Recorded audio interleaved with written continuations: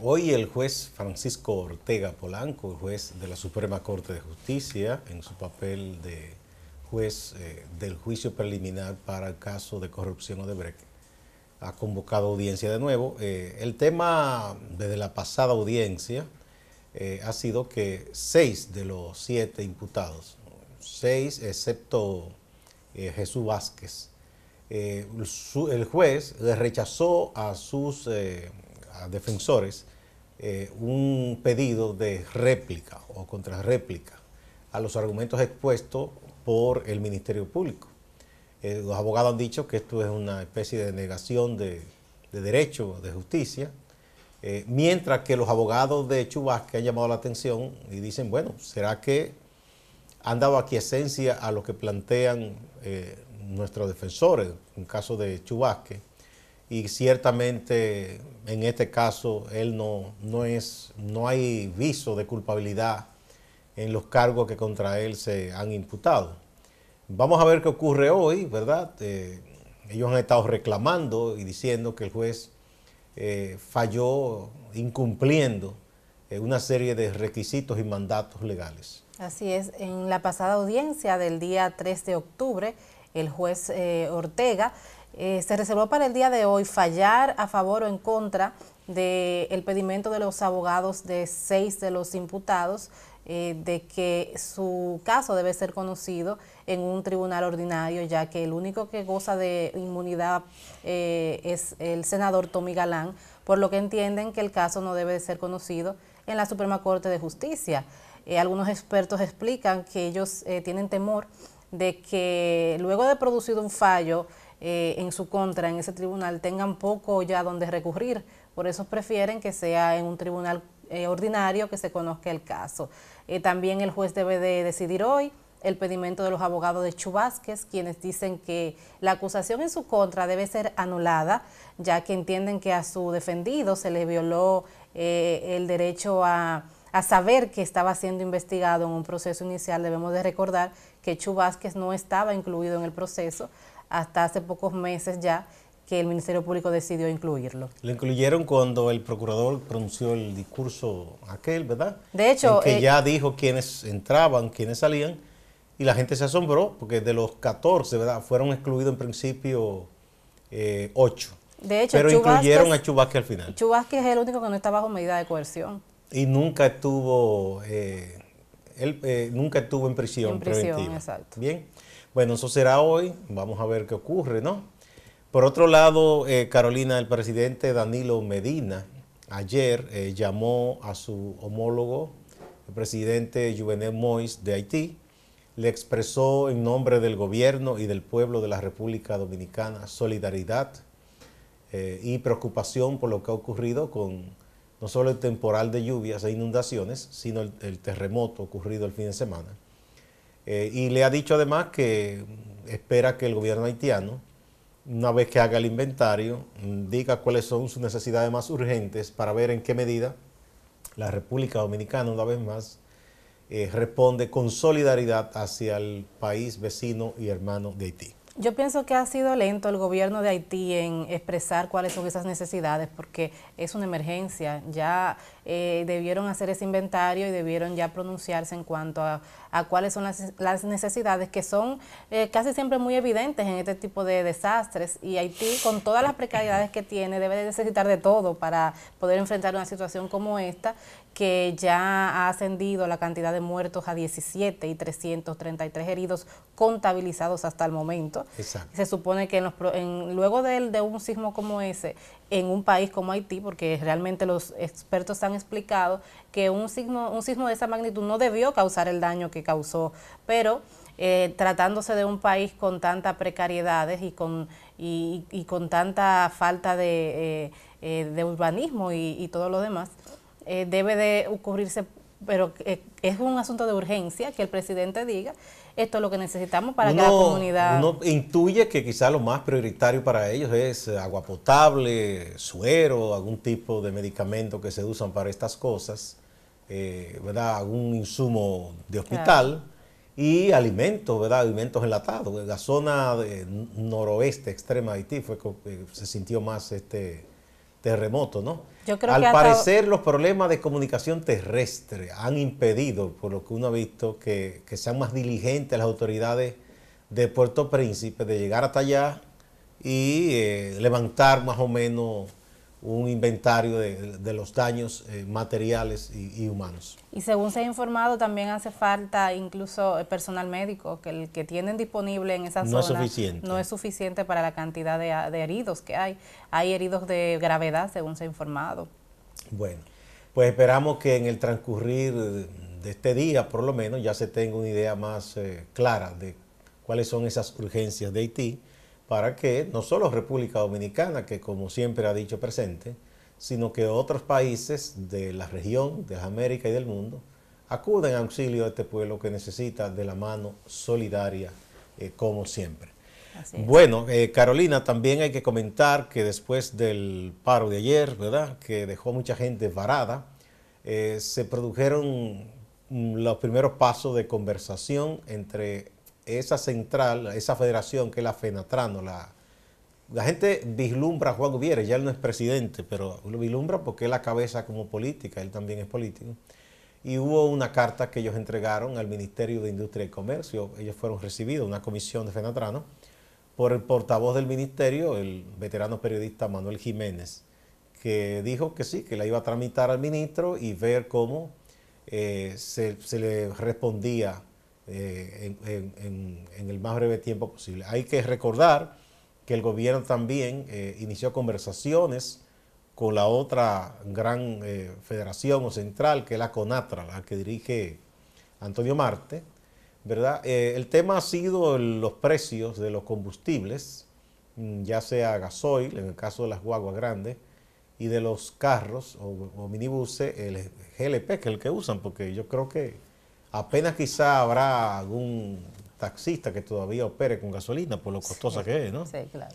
El gobierno dice que está buscando algún tipo de salida. Ya el ministro de Economía, Isidoro Santana, había advertido hace unos días que había que tener cuidado porque en un momento se puede pensar, ¿verdad?, que ciertamente los combustibles están caros por los impuestos que se pagan aquí en República Dominicana, y en eso ha habido tabla de comparación, que tenemos el impuesto más alto en la región de Centroamérica. Pero dice, bueno, el gobierno del Estado ya cuenta con esos recursos. Si no se buscan otras fuentes, él entiende que no es prudente.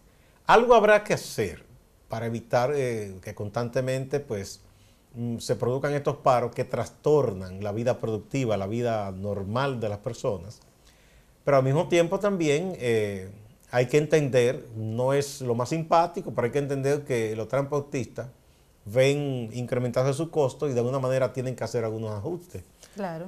Lo malo es que nadie quiere pagar. De hecho, el ministro administrativo de la presidencia, José Ramón Peralta, dijo ayer en unas declaraciones que el gobierno no va a permitir ese tipo de desórdenes como el que se produjo ayer, y fue muy fuerte en su advertencia de que los sindicatos de transporte no pueden crear el caos que crearon ayer en la ciudad. Pero eso es una retórica, porque ¿cómo ellos evitan eso? Bueno. Porque imagínese usted, a menos que el Estado tenga una cantidad tal de autobuses tan grande que pueda cubrir todas las rutas, entonces opere el asunto de mercado, baje el precio incluso, y la gente va a rechazar los autobuses propiedad de esas federaciones y sindicatos. Pero de lo contrario, ¿cómo? Porque nos van a meter un ejército en cada ruta.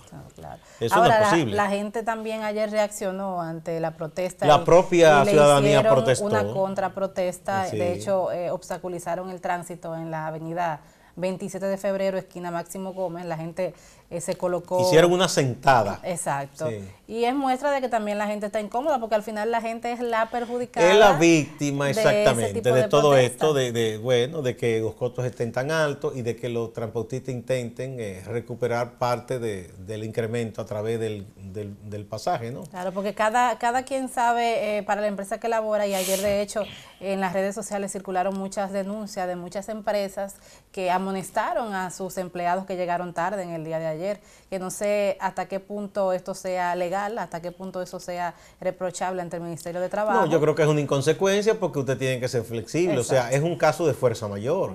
No es que alguien le dio la gana de llegar tarde. Claro. O sea, y no fue un caso aislado, fue un asunto del Gran Santo Domingo. Miles y miles de personas. De hecho, hubo gente que caminó kilómetros para llegar a su trabajo más o menos tiempo. O sea que en ese caso hay que ser consciente, ¿no? Nadie quiere llegar tarde, ni es un asunto de que usted levantase a qué hora. Bueno, hubo gente que madrugó y como quiera no pudo llegar a tiempo. O sea que en ese caso debe haber comprensión, ¿verdad? Sí. Bueno, vamos a una pausa.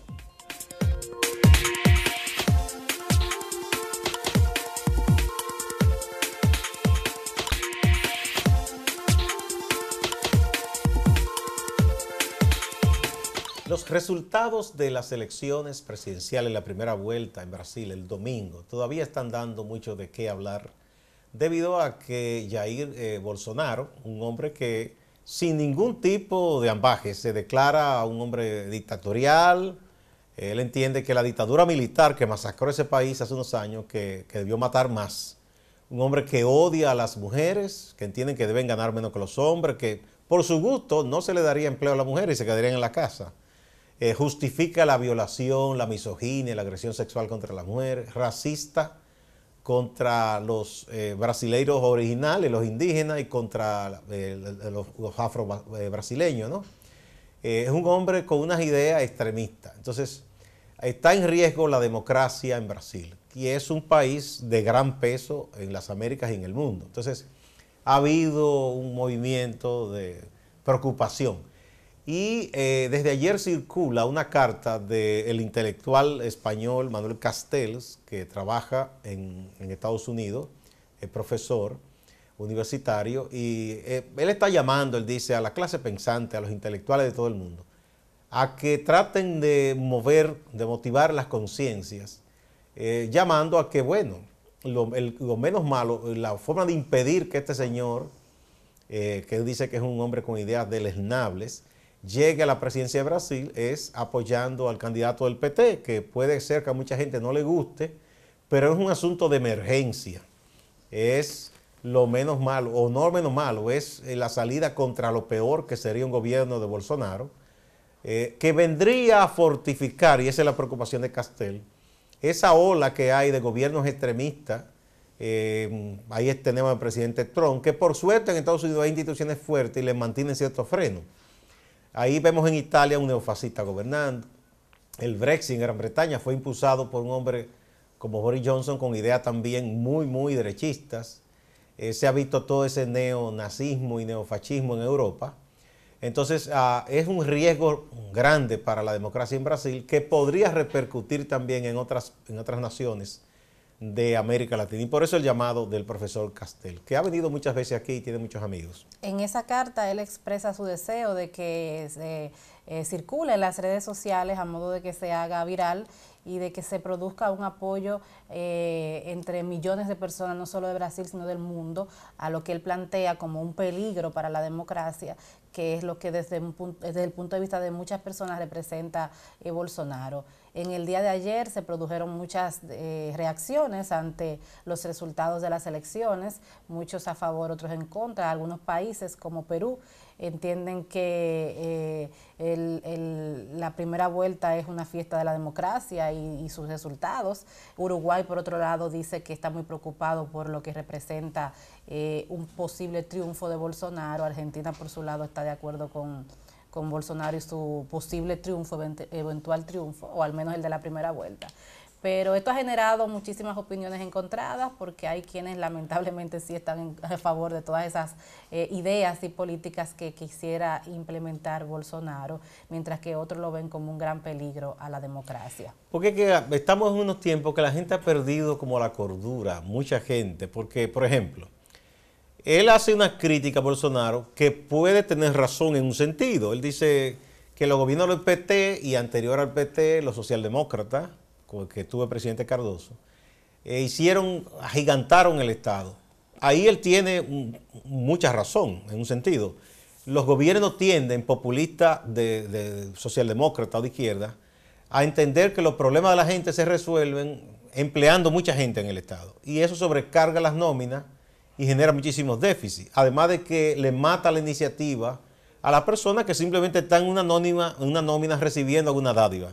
Eso lo vemos aquí, que tenemos más de 1.300.000 personas que reciban una paga, le llaman transferencia condicionada del gobierno, del Estado, y mucha de esa gente simplemente esperan eso cada 15 días o cada mes y no hacen nada por autogenerarse algún ingreso, salir de esa condición. ¿Y quién paga eso? Bueno, lo paga el resto de la población que paga sus impuestos. Eso es molesto, eso es una retranca, es verdad. En ese aspecto le asiste razón. Ahora, de ahí a entender que cualquier cosa se justifica por eso, no, ¿verdad? Porque es que entonces estamos en un extremo. Sí, claro. Son de las cosas que, como en la época de Guerra Fría, que gobiernos como el estadounidense y el británico y el de España entonces con Franco apoyaban muchísimas dictaduras aquí en América Latina y en África, solo por justificar que ese dictador era anticomunista. Igual del lado del bloque socialista, la Unión Soviética o China apoyaban a muchísimos dictadores solo porque se declaraban socialistas. Entonces, eso es una mira muy pobre de las cosas, una visión muy pobre. Y estamos, parece, cayendo en eso de nuevo. Gente que entiende, no, ¿por qué te va a enfrentar a los comunistas? Hay que apoyarlo. O ¿por qué te va a enfrentar a los derechistas? Hay que apoyarlo, no importa lo que haga. Porque igual yo digo, las barbaridades que se están cometiendo en Venezuela y en Nicaragua, y hay gente que simplemente, porque esta gente se declara revolucionario de izquierda, los apoya, y cualquiera que se oponga, no, este es derechista. Las cosas no pueden ser así. Claro, ya en los próximos días los brasileños van a tener que poner en una balanza y ver qué pesa más, si todas esas ideas absurdas de ese candidato, o darle la oportunidad al PT de que vaya con un presidente que no necesariamente tenga que cometer los mismos delitos que cometió Lula. Puede ser un presidente que haga la diferencia y que sobre todo garantice la democracia, porque lo más peligroso de todo estos planteamientos de Bolsonaro es que están así de llegar a... O sea, él con gusto le gustaría, por ejemplo, que los militares den un autogolpe y lo impongan como dictador, porque él cree en eso, dice que sí, fue militar, claro, que hay que matar. Por cierto, que Haddad cometió un error desde mi punto de vista. Fue a ver inmediatamente a Lula a la cárcel. Señor, el electorado te está diciendo que no quiere mucho de eso que fue el gobierno del PT. La propia presidenta Dilma no pudo ganar una senaduría. Entonces, yo pienso que él debe colocarse en la parte más central posible, buscar algún tipo de acuerdo con muchísimas fuerzas, y no le conviene que se vea muy hacia la izquierda en estos momentos, electoralmente hablando. Si se piensa inteligentemente, porque lo que tienen que tratar de hacer es una gran alianza para frenar a este tipo, al Bolsonaro. Pero si hacen eso, puede ser que pierdan entonces. Claro, pero debe de desligarse, aunque sea mediáticamente, de la imagen y lo que representa en este momento Lula da Silva en Brasil. Porque ¿qué están diciendo ya? Bueno, fue a buscar, es un títere, a buscar orientación de Lula. Exacto, que está preso además. Claro. Entonces yo no sé, como que a veces se cometen unos errores en política que son infantiles. Sí, por eso yo decía ayer que era muy difícil para él poder pasar esa imagen y lo que representa Lula dentro de sus posibilidades presidenciales. Bueno, ahora vendrá una campaña pero muy fuerte, tienen que emplearse a fondo, mucha gente tiene que deponer actitudes, uno piensa que hubo varias opciones que no tuvieron tanto voto como lo de Marina Silva, que ellos pueden llegar a acuerdo, ella está dispuesta. Y con muchísima gente más, incluso gente de la derecha tradicional que no es tan extremista como Bolsonaro, que entienden que Bolsonaro es un riesgo, pueden llegar a acuerdo también. Claro. Porque en ese caso se trata de salir de un grave riesgo, ¿no? No, y convencer sobre todo a esos 10 millones de votos nulos que hubo, entre nulos y blancos. Y 20 millones de abstención, exacto, o más que hubo. Ese es el trabajo que tiene ahora Haddad, de convencer ese voto para lograr al menos tener la posibilidad de sobrepasar las cifras que obtuvo Bolsonaro. Bueno, no quiere decir que Bolsonaro vaya a obtener lo mismo. Acuérdate que ahora en la segunda es mayoría simple. Exacto. Sí, suponte tú que haya uno que saque 2 votos y otro uno ya el que saca 2 ganó. Hay que ver qué tanto Bolsonaro conserva ese porcentaje o qué tanto le incrementa. Ese es el peligro. Bueno. Vamos a una pausa.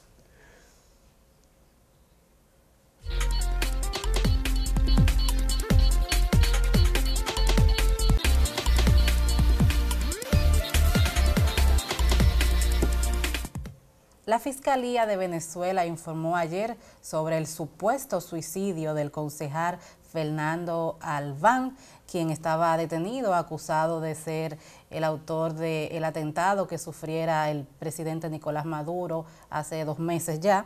Según se informó, se ha abierto una investigación. Ha llamado mucho la atención que se han producido 2 versiones un poquito distantes una de la otra sobre el supuesto suicidio.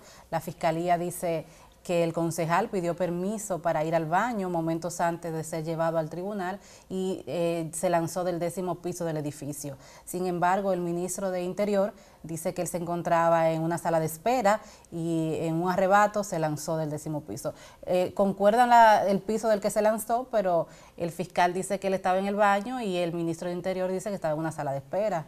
¿Dónde era que estaban? ¿En la fiscalía? ¿O dónde? En el edificio de la fiscalía. Bueno, lo primero que uno se pregunta, yo no tengo por qué dar asentimiento a la versión oficial ni a la de la oposición, pero uno se pregunta si una persona que te ha acusado de algo tan grave como intento de magnicidio, intento de matar a un gobernante, no se lleva a un lugar en que haya cierta garantía de seguridad, porque bien también pudo escaparse, si es así. Esa ventana no tienen una reja, no tienen... Son de las cosas que uno se cuestiona. Y recordar que el supuesto atentado, no sé, hay muchas dudas de que fuera tal cosa. Unos supuestos drones que iban a explotar una bomba. Y además, esos supuestos militares de élite que acompañaban al presidente Maduro, lo que hicieron fue correr como un muchacho asustado. O sea que si Maduro es con esa gente que cuenta, no cuenta con muy poca cosa. Entonces, un régimen pierde la credibilidad, como es el caso de este gobierno de Venezuela, que ante una gran parte de la sociedad venezolana ha perdido la credibilidad. Cualquier cosa, muchas veces que haga, la gente tiende a no creerla. Puede ser que sea verdad que este señor se suicidara para no caer en una cárcel, ¿verdad? Pero al mismo tiempo va a quedar la duda siempre. Y bueno, el caso es que también, ¿quién investiga de manera imparcial y que se le permite investigar esto? Ahí es que está el dilema. Ahí estará. Y hay que poner atención a lo que dicen las personas que lo vieron el día anterior, su familia, principalmente algunos amigos cercanos, que dudan mucho de la versión que ha dado la Fiscalía por varias razones. La primera es que ellos dicen que él estaba fuerte, con buen ánimo y dispuesto a enfrentar el proceso que le estaban siguiendo.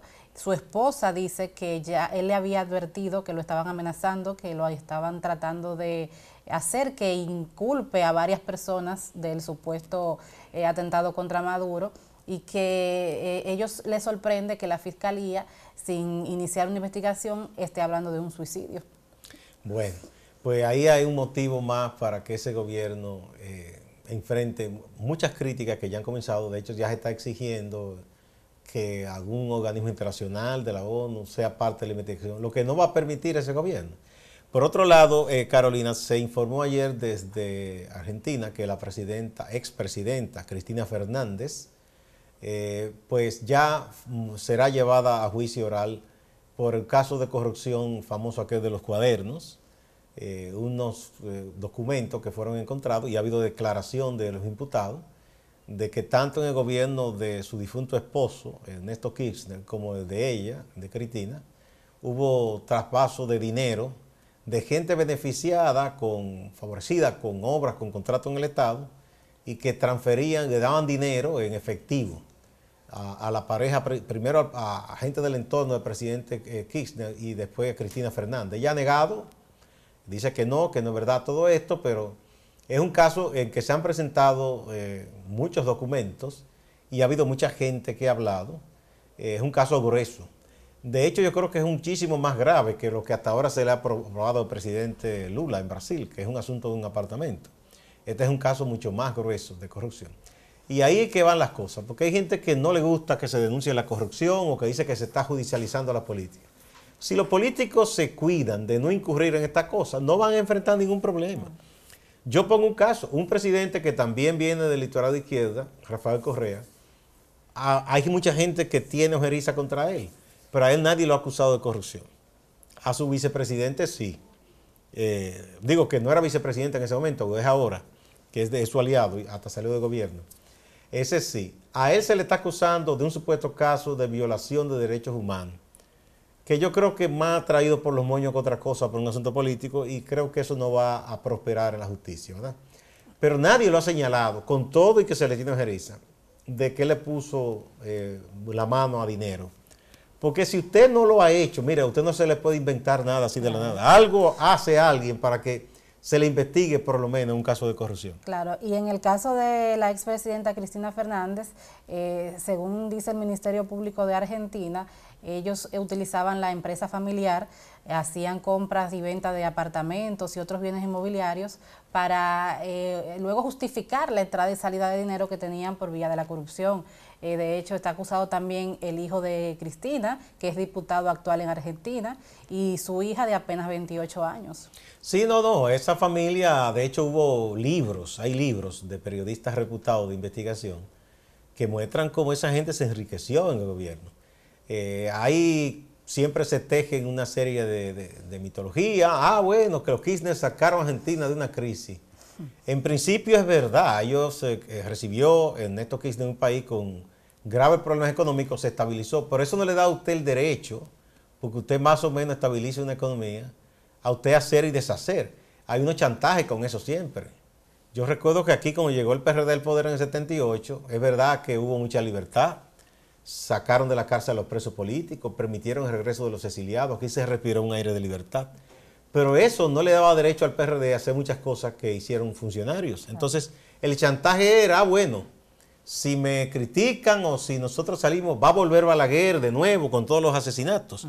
Entonces, es un chantaje. Ahora mismo el PLD tiene ese chantaje también, ¿no? Si nosotros nos vamos, volverán personas que van a desestabilizar la economía, pero eso bien, muy bien que hayan estabilizado de la forma que fuere. Pero eso no le da derecho a hacer y deshacer, claro, con el dinero del Estado. Es que los gobiernos no deben durar tanto tiempo en el poder porque es que se hacen licenciatura, maestría, doctorado en todo lo que tenga que ver con corrupción. Ya luego de que un gobierno tienen una especialidad, entonces ya como que es demasiado. Así es. Bueno, Rudy quería que yo dijera una cosa que yo no quería decir, que anoche di que un equipo, según se dijo, que le ganó 16-1 en el Yankee Stadium, pero esta noche va a ocurrir todo lo contrario. Nos vemos mañana.